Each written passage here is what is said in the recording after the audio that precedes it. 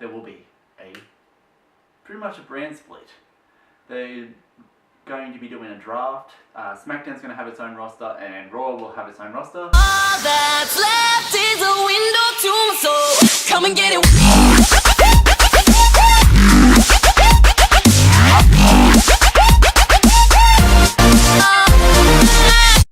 Hey guys, TheJaseDawg here, and welcome back to another This Week in WWE with TheJaseDawg. That's right.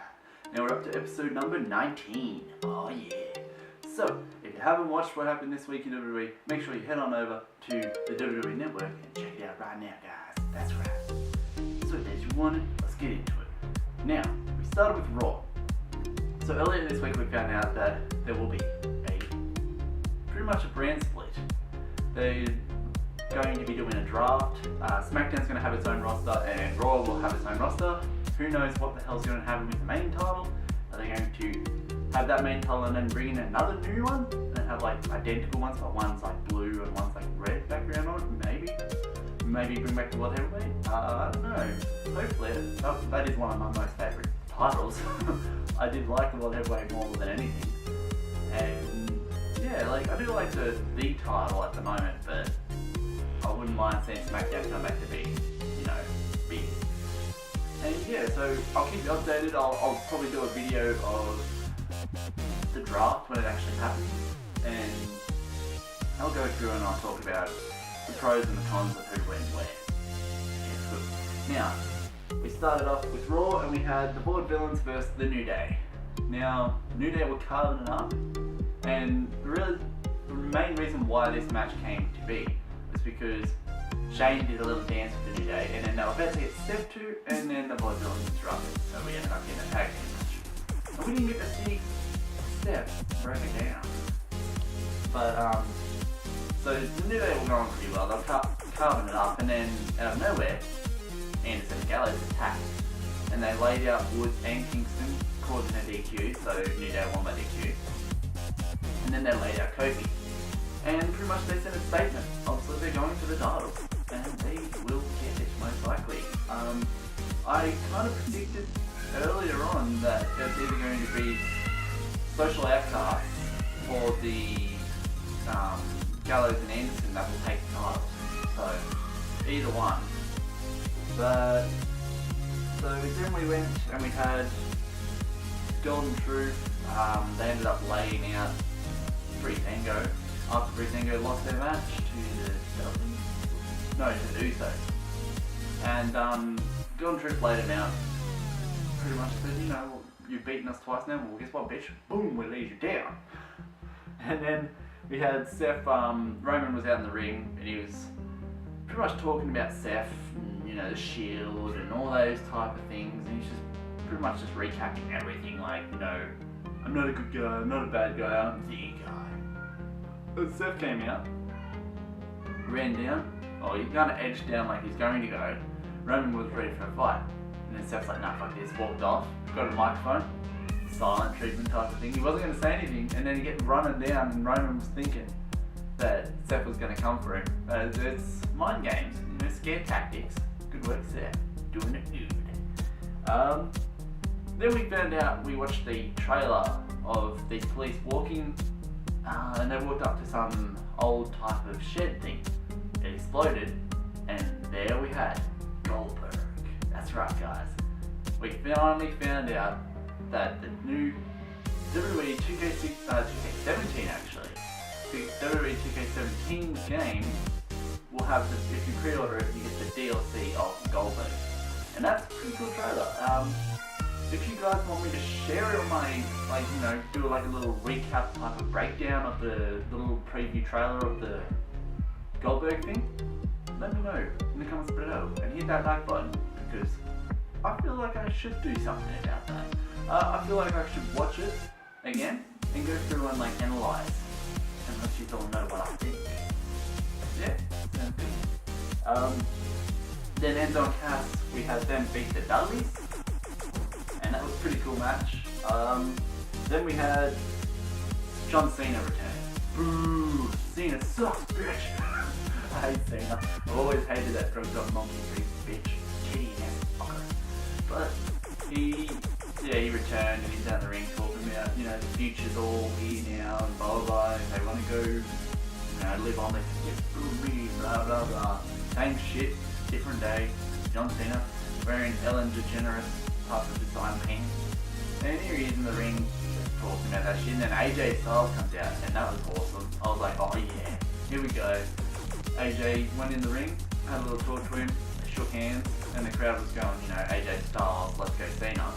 And the crowd was going wild. And they shook hands, like showing respect, and then Anderson and Gallows came out, and they walked out of the ring saying, you know, they're only just starting right now, and they will be laying out more people. They, you know, they already did it to the New Day, and, you know, they were kind of hinting that, you know, we're going to hit you and Cena, AJ. And then AJ took off his shirt, threw it away. Cena took off his hat, and then he took off his shirt, threw it to the crowd. As he turned around, boom, AJ laid him out, and then Anderson, Gallows, and Styles all started beating the living shit out of Cena. They destroyed him. And then when they were done, they walked off.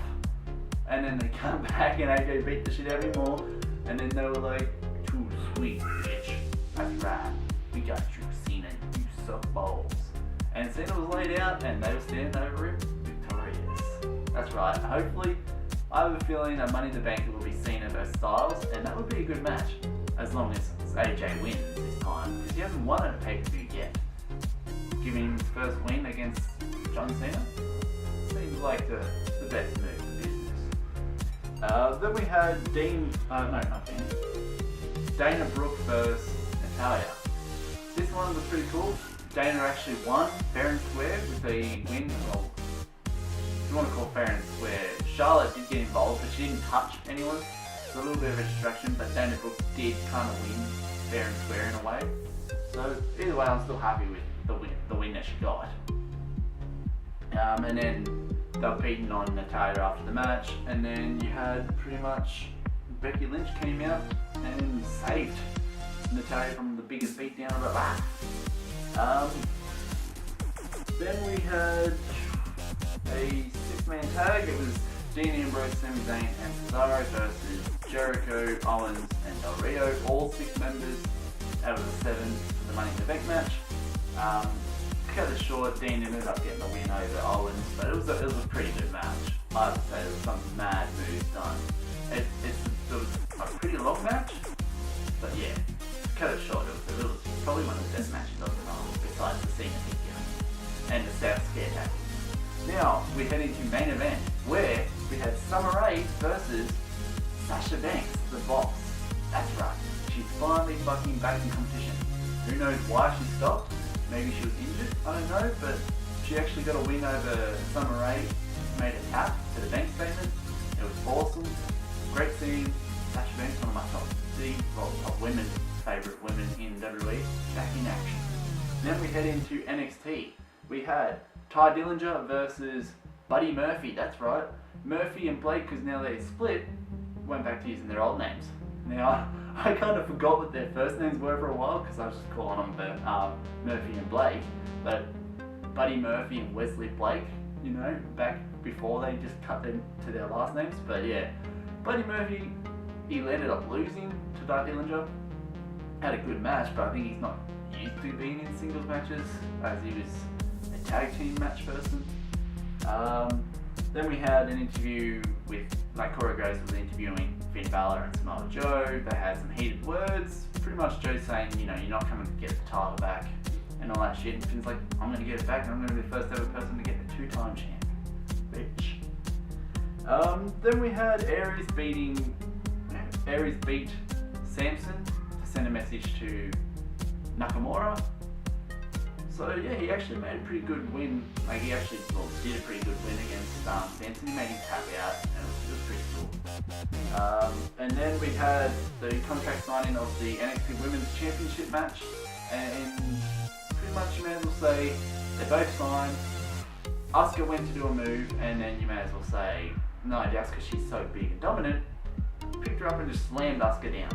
And that's the first time we've actually seen someone slam Asuka down and kind of get the best of Asuka. So that's going to be pretty interesting to see what actually happens there. But we'll soon find out. Then we head into SmackDown. I think NXT TakeOver is this week coming, so stay tuned for the prediction and the result video of that if that's the case, guys. Now back to SmackDown. We had New Day were in the ring talking about their beatdown. Anderson and Gallows came out, they had a bit of back and forth type of, shots at each other. Then AJ came out, he had a couple of shots at Kofi had a couple of shots at him, and later on we found out that AJ and Kofi are to have a match in the main event. That was pretty cool, so I'll get to that at the very end of SmackDown. Then we had Becky versus Charlotte. Becky was actually carving up. Like, she actually had Charlotte's number many times. She had the disarm locked in, and then Dana Brooke slid in and kind of grabbed Charlotte's leg, and she was pulling Charlotte's leg towards the rope, but the ref saw it. He called DQ because she got involved. So, they were running off, and then Natalya came out, she started beating the shit out of Dana. Becky started beating the shit out of Charlotte. They both put them both in the ring. Becky wanted to go disarm her on Charlotte, I think, and then Dana was going to get put in the sharpshooter, but they both got out and rolled out and got away for the crowd. So it's good to see that Becky is helping Natalya, but it's giving Becky actually a chance to actually get some more TV time and some good wins, even though that was win by DQ. Then we had Dean Ambrose and Sami Zayn versus Kevin Owens and Alberto Del Rio in a tag match. Pretty much this match was actually a pretty good match. Dean Ambrose and Zayn were going pretty well. Towards the end, Alberto Del Rio was legal? Yeah, he was legal. And he went to do a type of enziguri type of thing onto Dean, who was getting held in the corner by Kevin Owens. Dean ducked down and boom, Kevin got smacked upside the head and he was out of the count. Bye, Kevin. And then Dean runs over and tags in Zayn, and when Del Rio turns around, boom, haluva kick. 1, 2, 3, Dean and Zayn get the win. And a really good type of finish type of thing.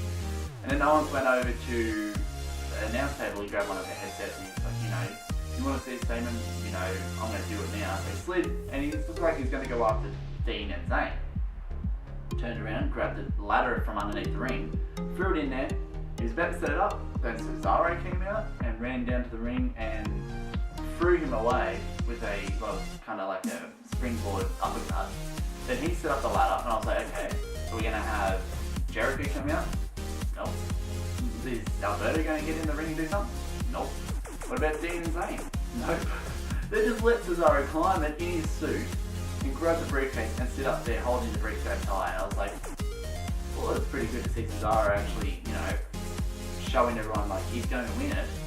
But it would have been awesome if everyone started laying each other out and then we'd have one person standing over all these corpses with the briefcase. But oh well, it's still pretty good regardless.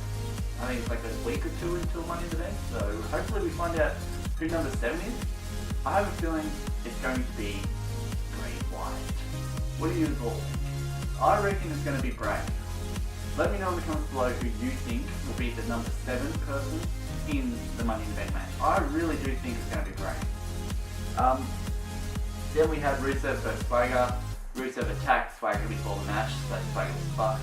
And pretty much Rusev just showed his dominance throughout the match, and he ended up winning with the accolade, and then he had it locked in after, and he would not let the accolade go. And then Titus O'Neil runs down, scares him off, and pretty much I think we're going to have Titus O'Neil versus Rusev for the United States title at Money in the Bank. It's most likely going to be a kickoff show match, but nonetheless, it's probably to make Rusev look a little bit more stronger and more dominant, considering he just fucked up Swagger. And he's going to fuck up Titus, because Titus isn't going to win the United States Championship. If he does, I'll be surprised. And then to the main event, we had AJ vs Kofi.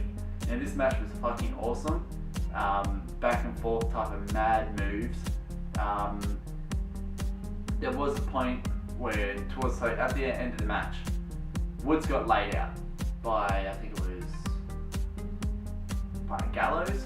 Then Big E laid out Gallows. And Big E laid out Anderson over the announce table. Then he turned around and boom, he got big booted by Gallows. And then Kofi laid him out by jumping over and landing on him. And as he got back in the ring, Pele kicked to the side of the face.